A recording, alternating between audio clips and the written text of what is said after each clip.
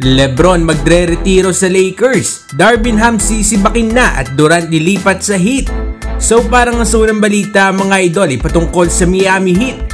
Laglag nga Miami Heat sa first round matapos talunin ng Boston Celtics sa loob ng 5 games. Wala nga sa serye na to mga idol ang superstar ng Heat na si Jimmy Butler. At habang ang Phoenix Suns naman ay na-sweep nga ng Minnesota Timberwolves. At maraming balita nga ngayon na baka umalis nga raw dito si Kevin Durant.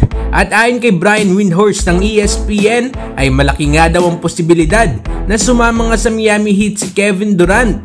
At kapag nangyari nga yan ay magkakaroon nga ng Big 3 ang Heat kina KD, Butler at Adebayo. At magkakaroon nga daw ng deep playoff run itong ang Miami Heat next season. Anong masasabi ninyo dito mga idol? Babagay nga ba itong si KD sa Miami Heat? At para naman sa sunod na balita ay patungkol kay Coach Darvin Ham.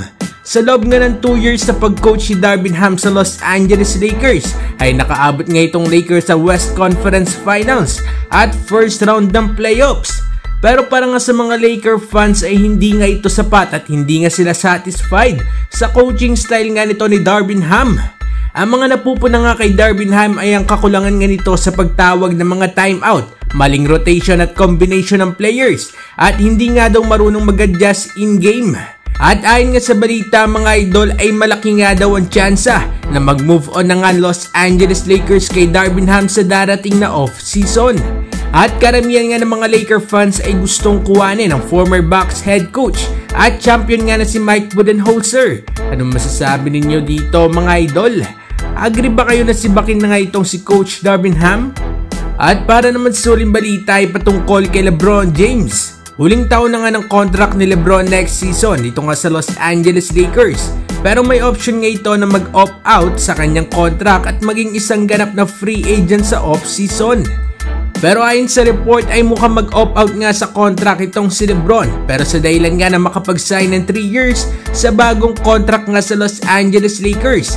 At dahil reported na 2 hanggang 3 seasons nga lang bago magretiro itong si LeBron, ay mukhang napagdesisyon na nga ni LeBron na manatili sa Los Angeles Lakers hanggang siya nga ay magretiro.